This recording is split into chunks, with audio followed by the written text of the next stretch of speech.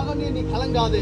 வருத்தப்பட்டு பாரம் சுமக்கிறவர்களே, நீங்கள் எல்லோரும் என்னிடத்திலே வாருங்கள், நான் உங்களுக்கு இளைப்பாறுதல் தர வேண்டும் ஆண்டவராய் இயேசு கிறிஸ்து சொல்லுகிறார். இந்த மாலை நேரத்தில் எங்களுடைய அழைப்பை ஏற்று இந்த இடத்துல வந்திருக்கிறதான எனக்கு அருமையான சகோதரங்களே, உங்கள் எல்லாருக்கும் நான் ஒரே காரியத்தை சொல்லுகிறேன்.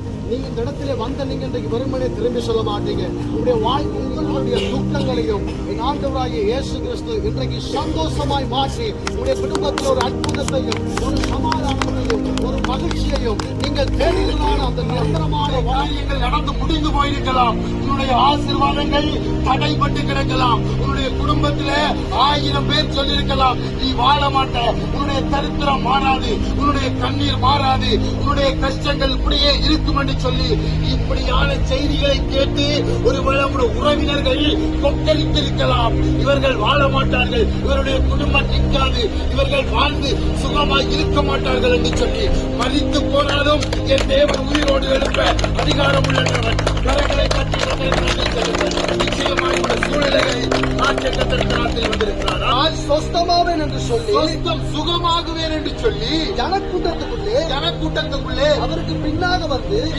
வந்து அவருடைய வஸ்திரத்தை தொட்டால் ஐயா, இந்த கூட்டத்தில் உட்கார்ந்து இருக்க தம்பி, இந்த கூட்டம் என்னத்துக்காக நடக்குது என்று சொல்லி பார்க்க வந்திருக்கலாம் ஐயா. நீ உடைய இருதயத்தில் என்ன காரியம் இருக்குது, உடைய இருதயத்தில் என்ன தேவை இருக்கிறது என்பதை நான் அறியவில்லை.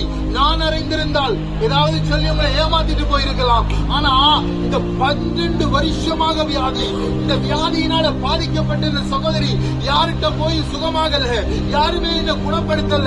ஆனா இந்த இயேசு என்ற தெய்வம் ஒரு ஆள் வர்றாரு, அவரை பிடிச்சு அவர்கிட்ட போன வியாதி மாறும் என்று சொல்லி இவளுக்குள்ள ஒரு பெரிய நம்பிக்கை. இவள் செலவழித்த பணங்களுக்கு மேல நம்பிக்கை இல்ல, போ பார்த்த டாக்டருக்கு மேல நம்பிக்கை இல்ல, ஆனா இவளுக்கு ஒரு நம்பிக்கை இருக்குது. இப்ப இந்த தெய்வம் இயேசு வர்றாரு, இவரை போய் தொட்டாலாகும் என்னுடைய வியாதி மாற்றாதபடி கடன் கொடுக்கிற கரங்களாய் மாற்றுங்கப்பா. இந்த கரங்களை ஆண்டவரை ஆசீர்வதிங்க.